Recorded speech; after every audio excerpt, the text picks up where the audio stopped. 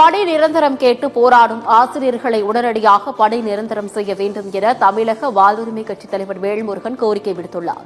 வேலூர் மாவட்டம் குடியாத்தத்தில் செய்தியாளர்களை சந்தித்த அவர், சமூக ஊடகத்தில் அதிக குற்ற சம்பவங்கள் நடைபெறுவதாகவும் அதுகுறித்து பேசினால் தங்கள் கருத்து வேறுவிதமாக திரிக்கப்பட்டு அரசியலாக்கப்படுவதாகவும் குற்றம் சுமத்தினார்.